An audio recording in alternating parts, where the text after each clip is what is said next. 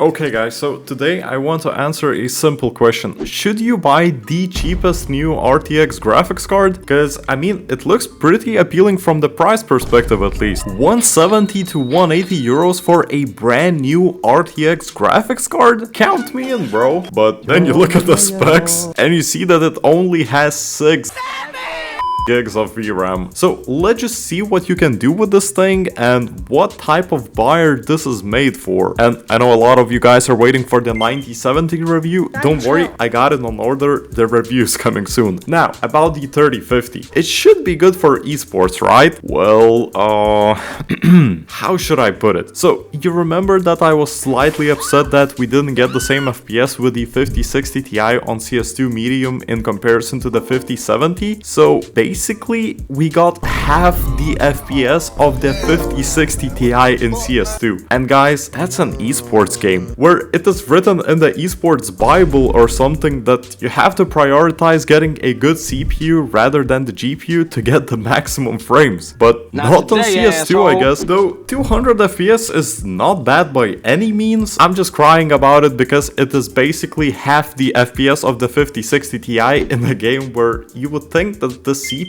is the most important thing. But you know what? I'm not even mad at this thing after Rainbow Six Siege. I'm like, hold on. I just tested the game on 1080p ultra settings and got upset because I got like 120 FPS. Well, of course, in comparison to any other more powerful GPU, it is actually a pretty bad result. But 120 FPS is pretty smooth. Okay. And when you drop down to medium settings, it goes up to 200, which means that you can even go for 1440p and get like 140-ish FPS. So not too bad. Right, But what was bad was Stalker 2. Holy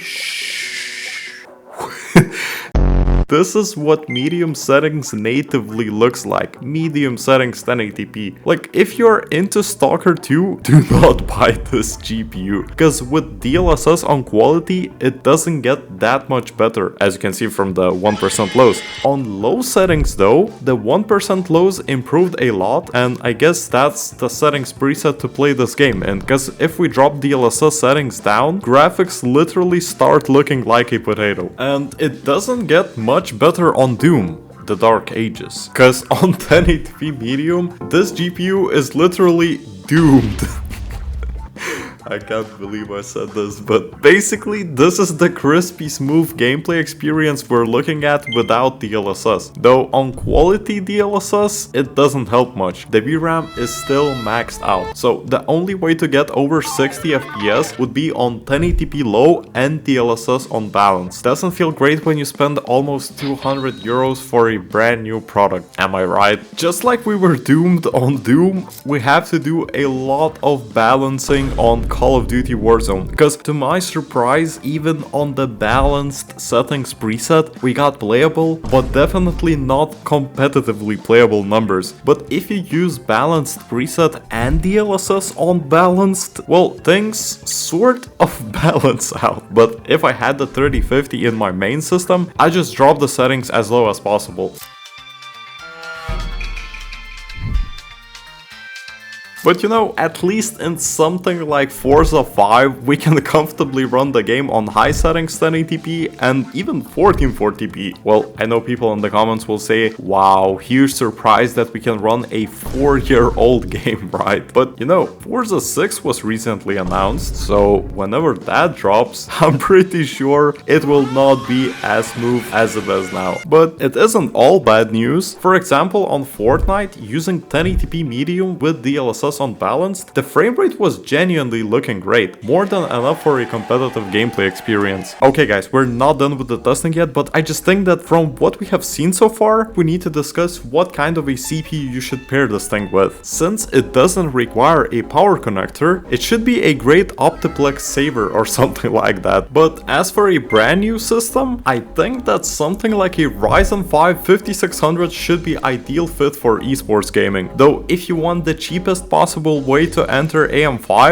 and upgrade everything bit by bit later, then go with the Ryzen 5 8400F. Or if you like Intel side of things, i5 12400F if LGA 1700 is your socket of choice, because I just don't see a 3050 buyer buying it to put it in an old system, unless it's an Optiplex of course. I imagine, correct me if I'm wrong, this is the sort of a buyer who just can't see themselves buying a used part, but also doesn't have a big budget to spare. But I'm definitely not saying that you should go ahead and buy it. We'll talk about that later in the conclusion after we see the whole picture. But now, let's see what it can do on Marvel Rivals. And to my surprise, it can't really do much natively, because after running the in-game benchmark test on 1080p low, we got like 50 FPS on average. Not great. So the game itself recommended to use DLSS on performance mode, so I will not talk about the visuals, but at least it gave us around 100 FPS. Though when I booted up Borderlands 4 and saw 23 FPS on the main menu, I knew that we cannot play much with the settings here, so I immediately went for the low settings preset and DLSS on performance, and my intuition was somehow right, because on these exact settings we got roughly 60 FPS, and I guess that's enough. I just don't understand how terribly this game is optimized, because the graphics look borderline 2015, but the PC requirements to run it are like 2077 or something.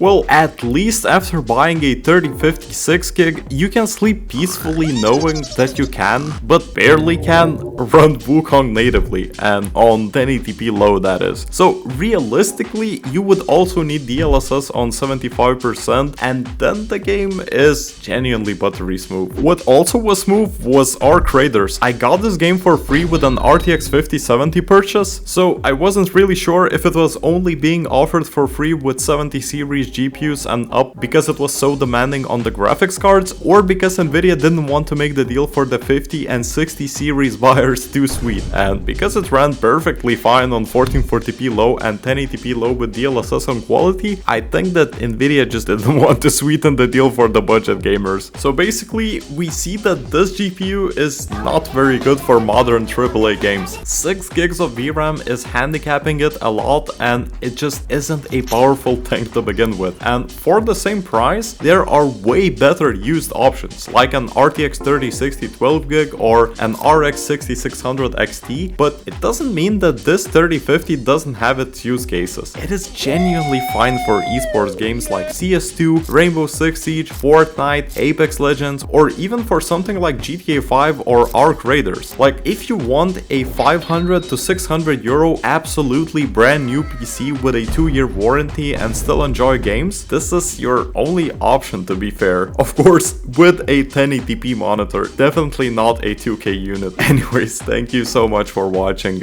Cheap bastard out.